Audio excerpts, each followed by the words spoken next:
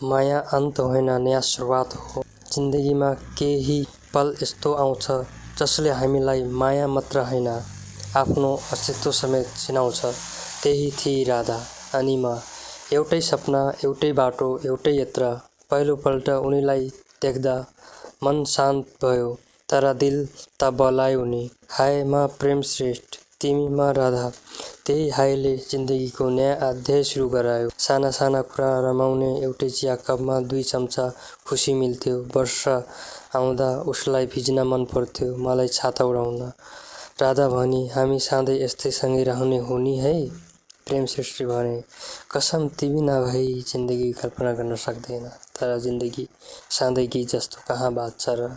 सपना ठुला थिए, सोच फरक, बोल्ने शब्दहरू घट्न थाले, मौनताले घर बनायो। राधा, हामी अब पहिलो जस्तो छैनौँ, के तिमी पनि महसुस गर्छौ? प्रेम श्रेष्ठले भने, थोरै चुप लागेर, हो, तर म तिमीलाई अझै उत्तिकै माया गर्छु। एक दिन जब अन्तिम पल्ट भेट्यौँ, मनले धेरै कुरा भन्न खोज्यो, तर ओठले मौन त रोजे। राधा, हामी सँगै हुँदा खुसी थियौँ, तर अब पीडा बढ्दैछ। बाई प्रेम।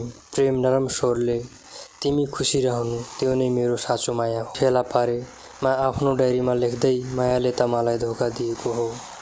होइन, म त त्यतिखेर पहिला चल्न सिक्दै थिएँ। आज म सफल छु, मुस्कानसहित बाँचिरहेको छु।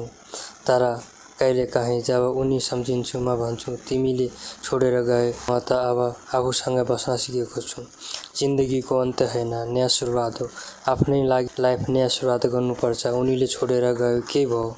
आज म सफल, मुस्कानसहित बाँचिरहेको छु। तपाईँको जीवनमा यस्ता घटना छन् भने तपाईँ पनि पुराना यादलाई बिर्सेर नयाँ जिन्दगी सुरुवात गर्नुहुन्छ। अन्त्यमा आशा छ तपाईँको जिन्दगी राम्रो होस्।